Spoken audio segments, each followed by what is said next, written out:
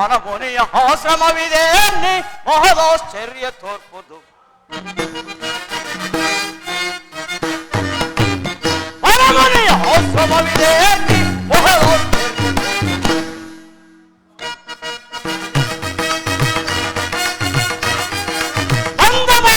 ಚಂದದಿಂದಲೇ ಅಂದ ಬೀರುತ್ತ ಇಂದು ಕಾಂಬುದು.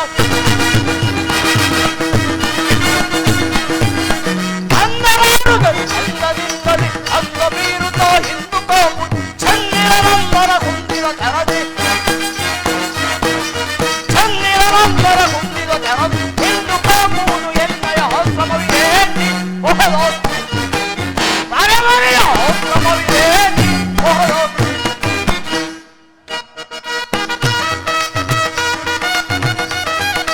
ಕಣ್ಣನ ಬೀಸುವ ತಂಗಾಳಿ ಉಷ್ಣಕಾರದಲ್ಲಿ ಬೀಸುತ್ತಲಿಹುದು. ಕಣ್ಣನ ಬೀಸು ತಂಗಾಳಿ ಉಷ್ಣಕಾರದಲ್ಲಿ ಬೀಸುತ್ತಲಿಹುದು. ಪಾದದಲ್ಲಿ ಅರ್ಥವು ಹುರಿಯುತ್ತಲಿಹುದು. ಪಾದದಲ್ಲಿ ಅರ್ಥವು ಹುರಿಯುತ್ತಲಿಹುದು. ಇನ್ನು ಕಾಗುವುದು ಎನ್ನಯ ಆಶ್ರಮವಿದೆ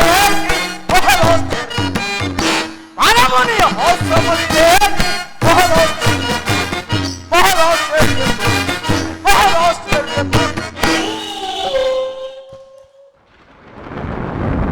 ಇದೇನು ಈ ನನ್ನ ಕಮಂಡಲದಲ್ಲಿ ಪರಿಶೋಭಿಸುತ್ತಿರುವ ಗಂಗಾಜಲದಂತೆ ತಂಪಾಗಿ ಬೀಸುತ್ತಿದ್ದ ಮಂದಮಾರುತನು ಇಂದಿನ ದಿವಸ ಉಷ್ಣಕಾರಕನಾಗಿ ಬೀಸುತ್ತಿರುವನು. ಇದು ವಸಂತ ಕಾಲ. ಆದರೂ ನನ್ನ ಕಣ್ಣೆದುರಿಗೆ ಹೆಲವುದಿರಿದ ಗಿಡ ಮರಗಳಂತೆ ನಿಬಿಡವಾಗಿ ಕಾಣುತ್ತಿರುವುದು. ಅದು ಗಂಧರ್ವಪದಿಯಾದ ವಸುಂಧರನು ಇತ್ತಲೇ ಬರುತ್ತಿರುವನು.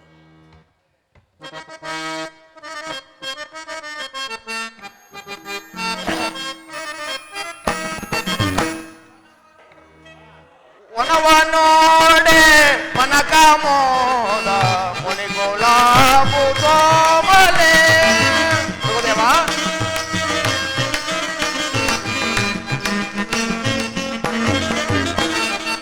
ವನವನೋಡೆ ಮನಕಾಮೋದ ಮುನಿಗೋಲಾಬು ಕೋಮಲೆ. ಕನಕುಂಬಾಲ ಪಾದಕ್ಕೆ ಕನಕುಂಬಾಲ ಪಾದಕ್ಕೆ ವಿನಯದಿಂದ ಪಾದವಿವಗೆ ವಿನಯದಿಂದ ಪಾದವಿವಗೆ. ವನವನೋಡೆ ಮನಕಾಮೋದ ಮುನಿಗೋಲಾಬು ಕೋಮಲೆ. ಭೃಗುದೇವನಿಗೆ ನಮಸ್ಕರಿಸುವೆನು. ಭಾವ ಸುಂದರ, ನಿನ್ನ ಬರುವಿಕೆಯನ್ನು ನೋಡಿದರೆ ಏನೋ ಒಂದು ಕಾರ್ಯಾತ್ರವನ್ನು ತೋರುತ್ತಿರುವುದು. ಭೃಗುದೇವ, ಜನನಿ ದಾಸ್ಯವನ್ನು ಬೆಳೆಸುವುದಕ್ಕಾಗಿ ಗುರುಮಂಟನು ಮಹೇಂದ್ರನು ಅಮೃತ ಕಳಶವನ್ನು ತೆಗೆದುಕೊಂಡು ಹೋಗುತ್ತಿರುವನು. ಇಂದಿನ ದಿವಸ ನನಗಾಯಿತು. ವಸುಂಧರ, ಅದಾವ ಅಮೃತ ಕಲಶವನ್ನು ತೆಗೆದುಕೊಂಡು ಹೋಗುವ ಕಾರ್ಯದಲ್ಲಿ ನಿರತನಾಗಿ ಬಂದಿರುವೆ. ಪರಮಾತ್ಮನೇ, ನಾಳೆ ನಡೆಯುವ ಸತ್ಯಾದ ಸಂಭ್ರಮಣಕ್ಕೆ ಶ್ರೀಮದ್ ನಾರಾಯಣನು ಶಿವನಾಮ ಶಿವಮಾತ್ರವನ್ನು ತೆಗೆದುಕೊಂಡು ಹೋಗುತ್ತಿದ್ದ. ಅದನ್ನು ಸೇವಿಸಲು ನಾನು ಹೋಗುತ್ತಿದ್ದೆ. ಈ ವಿಷಯವು ತಮಗೆ ತಿಳಿಯದೆ? ತಿಳಿದಿರಬಹುದು. ಆದರೆ ಮಕ್ಕಳು ಕಟ್ಟಾಡುವ ಕಟ್ಟೆಯಂತೆ ದೇವತೆಗಳು ಹೂಡಿರುವ ಇದೊಂದು ಆಟ. ಗಂಧರ್ವನೇ, ಸತ್ರಯಾಗ ಎಂದರೇನು? ನೀವು ಎಂದರೇನು? ಕಾಲುವೆಯಲ್ಲಿ ಹಾರಲು ಸಾಧ್ಯವಿಲ್ಲದವನು ಗಗನಕ್ಕೆ ಹಾರುತ್ತೇನೆಂದು ಗಮನಿಸಿದಂತಾಯಿತು ದೇವತೆಗಳ ಮನೋರಥ. ಅಲ್ಲಿಗೆ ಪರಶಿವನಾದ ಪರಮೇಶ್ವರನು ಅಗ್ರಪೂಜವನ್ನು ವಹಿಸಿಕೊಂಡಿರುವಾಗ ಅದನ್ನು ಮಕ್ಕಳಾಟವನ್ನು ಭಾವಿಸುತ್ತಿರುವೆಯ. ಆ ಪರಶಿವನ ಕರುಣೆಗೆ ಪಾತ್ರನಾಗಿ ಅವನ ದೆವ್ವವನ್ನು ನೋಡಬಾರದೆ? ವಸುಂಧರ, ಆ ಪರದೇಶಿಯ ರೂಪಿನಲ್ಲಿ ನೋಡಬೇಕಾದ ವಿಷಯವೇನಿದೆ?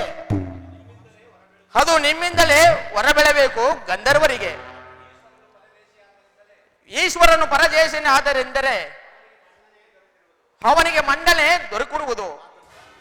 ಆದ್ದರಿಂದ ಪರಶೇಷನಾದ ಪರಶಿವನು ಪರಮಾತ್ಮನಿಗೆ ಆಡಿಸಿಕೊಳ್ಳುವೆನು. ವಸುಂಧರ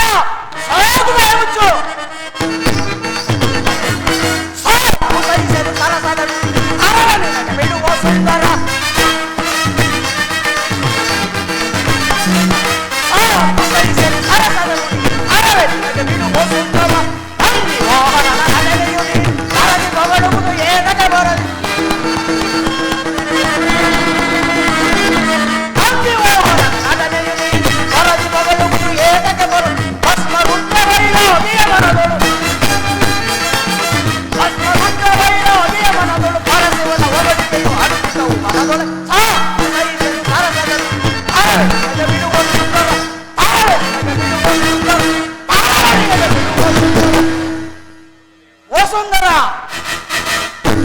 ಕಣ್ಣಿಗೆ ಸಾಸುವೆ ಕೊಡಲಾದಂತೆ ಗೋಲ್ಪಾದದ ಶಿಲಾಜಲವು ಪಿಪೀಲಕದ ಖಗೋಳ ನೋಟಕ್ಕೆ ಮಹೋತ್ರವಾದಂತೆ ಆ ಬಂಡ ಪರಶಿವನು ನಿನಗೆ ನಿನಗೆ ಪರಮಾತ್ಮನು ನನಗಲ್ಲ. ಮೃಗದೇವ, ರಸದಲ್ಲಿ ವಿಕ್ಷು ವಿಷದಲ್ಲಿ ಹಾರಾಡಿಸುತ್ತಿರುವ ಯಶರಾಂತ ಪರಶಿವನನ್ನು ನಿರಾಕರಿಸಬೇಡ. ಕಾಲ ಅತೀತವಾಯಿತು, ನಾನಿನ್ನು ಹೋಗಿ ಬರುವೆನು.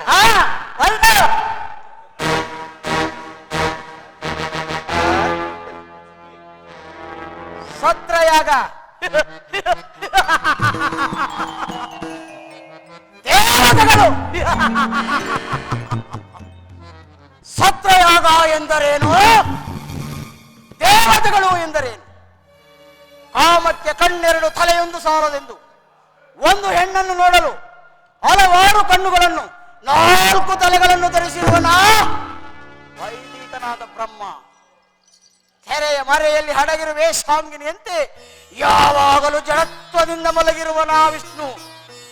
ಇವರುಗಳು ಸತ್ರಯಾಗದಲ್ಲಿ ಭಾಗವಹಿಸಿಕೊಂಡು ಹೆಂಡತಿಯನ್ನು ಮೆಚ್ಚಿಸಲು ಕೈಲಾಸದಲ್ಲಿ ಸಾವಿರಾರು ಭುಜಗಳನ್ನು ಹೊಂದಿ ಯಾವಾಗಲೂ ತಕಥೈ ತಕಥೈ ತಕಥೈ ಎಂದು ನಾಟ್ಯವಾಡು ಆ ಬಂಡ ಪರಶಿವನನ್ನು ಅಗ್ರ ಪೂಜೆಗೆ ಕರೆದುಕೊಂಡು ಬರುವರಂತೆ. ಆ ಪರಶಿವನಿಗೆ ಹಣೆಯಲ್ಲಿ ಕಣ್ಣುಂಟು, ನನಗೆ ಪಾದದಲ್ಲಿ ಕಣ್ಣುಂಟು. ಅದರಲ್ಲಿಯೂ ನನಗೆ ಹೆಚ್ಚಿನ ಅಧಿಕಾರವಿದೆ. ವಿಷ್ಣುವನ್ನು ವಿವೇಕಿಸಿ ನೋಡಿದರೆ ಅವನು 2ನೇ ಮೂರ್ತಿಯಾಗಿರೋನು ಬ್ರಹ್ಮ. ಅವನಾದರೂ ಸಾಮಾನ್ಯ ವೇಷಧಾರಿಯಾದ ಪೌರೋಹಿತ. ದಕ್ಷ ಬ್ರಹ್ಮನೇನಾದರೂ ಅಲ್ಲಿಗೆ ಹೊರಟರೆ ನನಗೂ ಸಮಯ ಉಂಟು.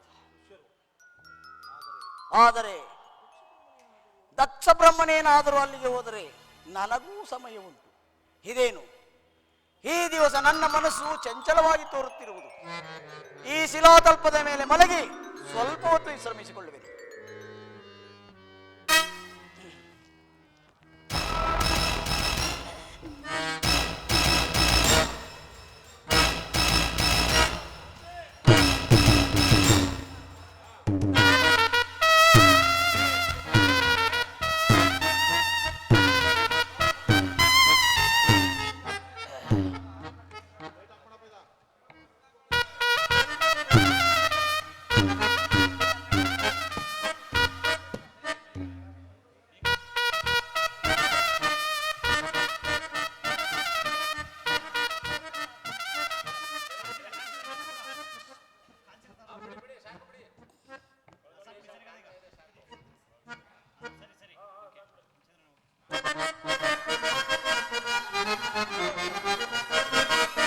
ರಜತಾದ್ರಿವಾಸ ರಮ್ಯ ಕಾಣ್ಪುತ ನಂದನವೋ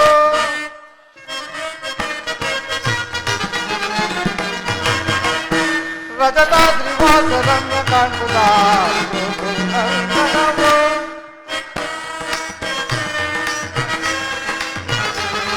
ಅಗ್ರ ಪೂಜಾ ಹರನೆ ಬಾರೆ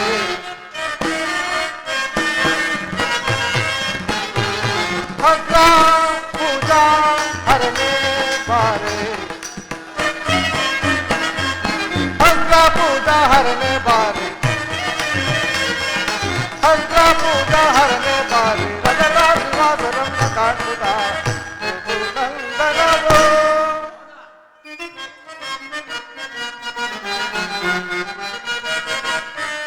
ಮೃದುಮೌನಿ ನೇತ್ರ ರಮ್ಯ ಕಾಂಬುದ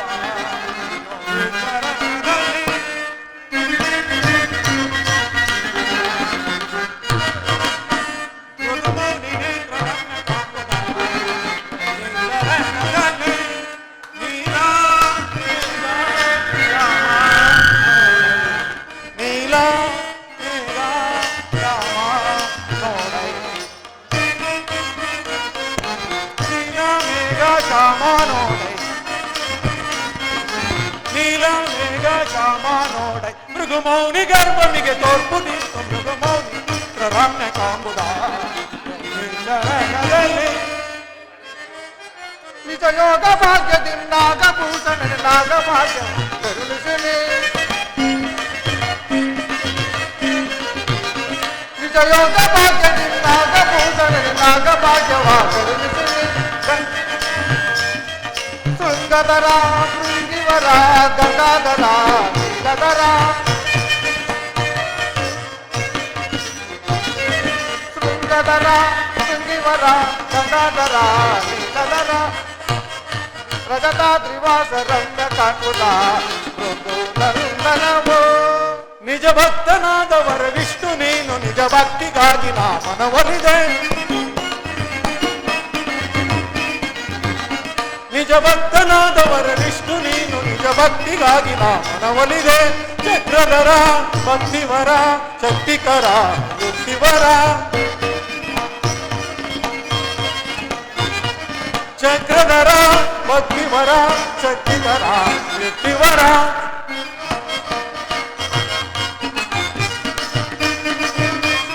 ಚಕ್ರಧರ ಭಕ್ತಿವರ ಶಕ್ತಿಕರ ಯುಕ್ತಿವರ ಚಕ್ರಧರ ಭಕ್ತಿವರ ಶಕ್ತಿಕರ ಯುಕ್ತಿವರ ಮೃಗುಮೌನಿ ನೇತ್ರ ರಮ್ಯ ಕಾಂಬುದ ಯೋಗಿ ಚರಣದಲ್ಲಿ ಕ್ಷೀರಸಾಗರ ಅಲ್ಲಿ ನೋಡು ಯಾವಳೋ ಓರ್ವ ಗಂಧರ್ವ ಸುಂದರಿಯೋ ಅಲ್ಲಿ ಕಾಣುವ ಸರೋವರದಲ್ಲಿ ಸ್ನಾನ ಮಾಡಿ ಕೆದಡಿದ ತನ್ನ ಮುಡಿಯನ್ನು ಒಣಗಿಸಲೋಸುಗ ಭೂಗರ್ಭದ ಮೇಲೆ ಮಲಗಿದವನೋ ಏನೋ ಎಂಬಂತೆ ಅರ್ಧ ಶರೀರವು ಕಾಡುತ್ತಿರುವುದು. ಜನಾರ್ದನ ಅಲ್ಲಿ ನೋಡು ಯಾವುದೋ ಒಂದು ಜಿಂಕೆಯೋ ಅಲ್ಲಿ ಕಾಣುವ ಸರೋವರದಲ್ಲಿ ಈಜಾಡಿದ ತನ್ನ ತನುತಾಪವನ್ನು ಸಹಿಸಿಕೊಳ್ಳಲು ತನ್ನೆರಡು ಕಾಲುಗಳನ್ನು ಮುಂದಕ್ಕೆ ಚಾಚಿ ಸುಂದರವಾದ ತನ್ನ ನಿಡುನೋಟದಿಂದ ಮತ್ತೆರಡು ಕಾಲುಗಳನ್ನು ಕಣ್ಣಿನ ಪಕ್ಕದಲ್ಲಿರಿಸಿ ಕಣ್ಣನ್ನು ಪಸರಿಸಿ ವೈರಿಗಳಾದ ಕಿರಾತಕರನ್ನು ನೋಡುತ್ತಿರುವುದೋ ಏನೋ ಎಂಬಂತೆ ಅರ್ಧ ಶರೀರವು ಕಾಡುತ್ತಿರುವುದು. ಸದಾಶಿವ ದೇವ, ಪ್ರಪಂಚದಲ್ಲಿ ನಿಮಗೆ ತಿಳಿದಿರುವ ವಿಷಯವು ಏನಿರುವುದು? ಆ ಮರದಡಿಯಲ್ಲಿ ಮಲಗಿರುವನೇ ಭೃಗುದೇವನಲ್ಲವೇ? ಜನಾರ್ದನ, ಅದು ನನಗೂ ತಿಳಿದಿರುವುದು. ಕಾಡಿನ ಮಧ್ಯದಲ್ಲಿ ವಿಹರಿಸುವ ಘನಗಂಭೀರವಾದ ಸಿಂಹವು ಮದಿಸಿದ ಆನೆಯನ್ನು ಬಡಿದು ಸಾಕಾಗಿ ಗರ್ವ ದಕ್ಷತೆಯಿಂದ ವೃಕ್ಷದಡಿಯಲ್ಲಿ ಮಲಗಿರುವಂತೆ ಅದೆಷ್ಟು ಗರ್ವದಿಂದ ಮಲಗಿರುವನ ಈ ಭೃಗು ಋಷಿಯು. ಪರಮೇಶ್ವರ, ಏನಾದರೂ ಆಗಲಿ ಭೃಗುದೇವನನ್ನು ಎಚ್ಚರಿಸುವೆನು. ಎಚ್ಚರವಾಯ್ತೆ ಭೃಗುದೇವ? ಎಚ್ಚರವೇನು ನಾರಾಯಣ? ಈ ಭೃಗು ಋಷಿಯು ತನ್ನ ಅಂತರಾತ್ಮದಲ್ಲಿ ಯಾವಾಗ ಹೆಸರಾಗಿರುವನು. ಅದರಲ್ಲಿ ಆ ಸಿಂಹಾಸನದ ಮೇಲೆ ಕುಳಿತಿರುವ ಶಿವಯೋಗಿ ಯಾರು? ಅವನೇ ಪರಮಾತ್ಮನಾದ ಪರಮೇಶ್ವರನು. ಸಾತ್ವಸೇನ, ಪರಮಾತ್ಮನಾರು ಪರಶಿವನಾರು. ನೀವೀರ್ವರು ಇನ್ನೂ ಚಿಕ್ಕವರು, ನಿಮಗಾವುದು ತಿಳಿಯದು. ಬಹಳ ಸಂಭ್ರಮದಿಂದ ಎಲ್ಲಿಗೆ ಹೋಗುತ್ತಾ ಬಂದು ಕುಳಿತಿರುವಿರಿ? ಭೃಗುದೇವ, ನಾಳಿನ ಸತ್ರಕ್ಕೆ ಪರಮೇಶ್ವರನ್ನು ಕರೆದುಕೊಂಡು ಹೋಗುತ್ತಿರುವೆನು. ಈ ಹೋಗುವ ಮಾರ್ಗ ಮಧ್ಯದಲ್ಲಿ ತಮ್ಮ ದರ್ಶನವಾಯಿತು. ಗರ್ವವೇ ಸೇರದಿರುವ ಗೌರೀಶ್ವರನೊಡನೆ ಬಂದು ಕುಳಿತುಕೊಂಡೆವು. ಸ್ವಲ್ಪ ನಿಮ್ಮನ್ನು ಎಚ್ಚರಿಸಿ ನಿಮ್ಮ ಪಾದಚರಣವನ್ನು ಒತ್ತಿ ಮುಂದೆ ಸಾಗುವು. ಬಹಳ ಸಂತೋಷ, ಬಹಳ ಸಂತೋಷ. ನಿನ್ನ ವಿವೇಕಕ್ಕೆ ಮೆಚ್ಚಿದನು ಲಕ್ಷ್ಮೀಶ. ಕಂಡೆ ನೀ ನನ್ನ ರಾಜದ ಅಗ್ನಿ ನೇತ್ರವನ್ನು ನನ್ನ ಪಾದದಲ್ಲಿ. ಆ ಪರಶಿವನ ಹಣೆಗಣ್ಣಿಗಿಂತಲೂ ಪವಿತ್ರವಾದ ಈ ನನ್ನ ಪಾದಾಂಗುಲಿಯನ್ನು ಕಂಡು ನೀ ಧನ್ಯನಾದೆ. ಎಲೈ ಸದಾಶಿವ ಮೂರ್ತಿಯೇ, ನೀನೇಕೆ ಮೌನವಾಗಿ ಕುಳಿತಿರುವೆ? ಮೌನವಲ್ಲದೆ ನಿನ್ನೊಡನೆ ಮಾತೇನು ಭೃಗುಋಷಿ? ಹಾಗಾದರೆ ನನ್ನೊಡನೆ ನೀನು ಮಾತನಾಡುವುದಿಲ್ಲವೇ? ಇಲ್ಲ, ನಿನ್ನಂತಹ ವಿವೇಕರಹಿತರೊಡನೆ ಈ ಸದಾಶಿವ ಮೂರ್ತಿಯು ಮಾತನಾಡುವುದಿಲ್ಲ. ಹಾಗಾದರೆ ನೀನು ಬಹುಜಾಣನೋ? ನನ್ನೊಡನೆ ಮಾತನಾಡುತ್ತಾ ಕುಳಿತಿರುವ ನಾರಾಯಣನು ಮತ್ತು ನಾನು ವಿವೇಕರಹಿತರೋ? ಅದನ್ನು ನೀನೇ ವಿವೇಚಿಸಬೇಕು ಭೃಗುಋಷಿ. ಕೇಳು, ಕಾಡಿನ ಮಧ್ಯದಲ್ಲಿ ಬೆಳೆದಿರುವ ಬಿದಿರುಗಳು ಒಂದಕ್ಕೊಂದು ತಿಕ್ಕಾಡಿ ಅದರಿಂದುಂಟಾದ ಅಗ್ನಿಯು ಇಡೀ ಕಾಡನ್ನೇ ದಹಿಸುವಂತೆ ನಿನ್ನಲ್ಲಿನ ವಿಷಯಾನಂದಗಳು ನಿನ್ನ ಜೀವಾತ್ಮದ ಪೊರೆಯ ಮೇಲೆ ಭಯಂಕರವಾದ ಹಾವಿನ ಮೈಬಣ್ಣವನ್ನು ಮುಚ್ಚಿರುವ ಹುತ್ತದ ಮಣ್ಣಿನಂತೆ ನಿನ್ನ ಮೈಬಣ್ಣವನ್ನು ಮುಚ್ಚಿರುವುದು. ಯಾವಾಗಲೂ ಮಮತೆಯಿಂದ ತರಗೆಲೆಗಳನ್ನು ತಿನ್ನುವ ಮೇಕೆಯು ತುಪ್ಪದ ಸವಿಯನ್ನು ಬಲ್ಲದು. ಮಹಾತ್ಮ ಭೃಗುಋಷಿ ಎಂದು ಅನೇಕರಿಸಿದ ಹೆಸರಾಂತ ನಿನ್ನ ಅಹಂಕಾರವು ತುಪ್ಪದ ಸವಿಯನ್ನು ಬಲ್ಲದು. ಎಲುಬನ್ನು ಕಡಿದ ಹೆಬ್ಬುಲಿಯು ಕಬ್ಬನ್ನು ಬಯಸಿದಂತಾಯ್ತು. ನೀನೇ ವಿವೇಚಿಸು ಭೃಗುಋಷಿಯೇ, ನಿನ್ನ ಆತ್ಮದಲ್ಲಿ ಆತ್ಮನಾರಂಭದನ್ನು ವಿಚಾರಿಸು. ಸಾಕು ಮುಚ್ಚು. ಅದನ್ನು ಹೇಗೆ ಕೈಲಾಸದಲ್ಲಿ ನಿನ್ನ ಗೊಡ್ಡು ಗ್ರಹಗಳಿಗೆ ನಿಧಾನಿಸು ಜನಾರ್ದನ. ನೀವಿರುವರು ಒಂದೇ ಸಂಕಲ್ಪವನ್ನು ಬಯಲಿಸಿ ನನ್ನಲ್ಲಿ ವೈರತ್ವವನ್ನು ಸಾಧಿಸಲು ಬಂದಿರುವಿರಿ. ನೀನಿನ್ನು ಹೊರಡಬಹುದು. ಓ ನಿನ್ನ ಸದಾಶಿವನೊಡನೆ ಹೊರಡುವನು ಮುಗುದೇವ. ಒಂದೆರಡು ಗಳಿಗೆಯಲ್ಲಿ ಬಾ ಕೌಸ್ತುಭಧಾರಿ, ತಳು ಮಾಡಬೇಡ. ನಿನ್ನ ಕಾರ್ಯದ ಅರಿವಿಲ್ಲ ಈ ಭೃಗುಋಷಿ.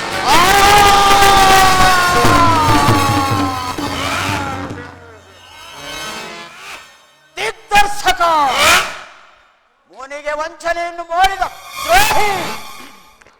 ನಾನು ಮುನಿಗೆ ವಂಚನೆ ಮಾಡಿಲ್ಲ. ನಾನಲ್ಲವೇ ಮುನಿಗಳಲ್ಲಿ ಅಗ್ರಸ್ಥಾನವನ್ನು ವಹಿಸಿರುವ ಭೃಗುದೇವ. ನೀನ್ಯಾಕೆ ಅಗ್ರ ಪೂಜೆ ಆದೆ ಭೃಗುದೇವ? ನಿನ್ನನ್ನು ನೋಡಿದರೆ ಶಿವಯೋಗಿಯಂತೆ ಕಾಣುವೆ, ಆದರೆ ನಿನ್ನ ಹೃದಯದಲ್ಲಿ ನಿನ್ನ ಆತ್ಮದಲ್ಲಿ ಶಿವನಿಲ್ಲ. ಕುಂದಣದ ಎರಕದಂತೆ ಎರಕವಾದ ಈ ನನ್ನ ಪೌರಾಂಗುಲಿ ನೇತ್ರವನ್ನು ಏಕೆ ಚಿಂತಿಸಿದೆ? ಇದೆಯೋ ನೀನು ಕಲಿತಿರುವ ಮಹತ್ತರವಾದ ಮೋಸ. ಇದು ಮೋಸವಲ್ಲ. ಋಷಿ ಓರ್ವನಿಗೆ ಅಹಂಕಾರವನ್ನು ಕಿತ್ತೆಸೆದು ಅವನಿಗೆ ಉಪಕಾರವನ್ನು ಮಾಡಿದ್ದು ಒಳ್ಳೆಯದಲ್ಲವೇ? ಶಾಂತನಾಗು ಭೃಗುದೇವ. ನಿನ್ನ ಆತ್ಮಕ್ಕೆ ನಿನ್ನ ಕಾಲ ಪ್ರಾಯಶ್ಚಿತ್ತಕ್ಕೆ ನೀನೇಕೆ ಹಂಬಲಿಸುವೆ? ಪ್ರಾಯಶ್ಚಿತ ಯಾವ ಮಹತ್ಪುರುಷಿಯು ತನ್ನ ಮಹತ್ವಾಕಾಂಕ್ಷೆಯನ್ನು ನೆರವೇರಿಸಬೇಕೆಂದು ಒಂದು ಉಗ್ರವಾದ ಧರ್ಮವನ್ನು ಧರಿಸಿರುವನೋ ಅಂತ ಭೃಗುದೇವನ ಕೋಪಾಗ್ನಿಗೆ ನೀವೆಲ್ಲರೂ ಅವಿರ್ಭಾಗ. ನೀಲಮೇಘ ಶ್ಯಾಮನಾಗಿ ಅಷ್ಟವಸುಗಳಿಗೆ ದೇವನಾಗಿ ಅಷ್ಟಲಕ್ಷ್ಮಿಯಿಂದ ಶೋಭಿಸುತ್ತಿರುವ ನೀನು ಭೂಲೋಕದ ದಶಯನಗಳಲ್ಲಿ ಜನ್ಮವೆತ್ತು. ಇದೇ ಈ ಭೃಗುದೇವನ ಅತ್ಯುಗ್ರವಾದ ಪ್ರತಿಜ್ಞೆ. ಭೃಗುದೇವ, ನಿನಗೆ ನೀನೇ ಗುರು ಎಂದು ಮೆರೆಯುತ್ತಿರುವೆ. ನಿನ್ನ ಪ್ರತಿಜ್ಞೆಗೆ ನಾನು ಹೆದರುವುದಿಲ್ಲ. ಅದರಿಂದ ನನಗೇನು ಭಯವಿಲ್ಲ.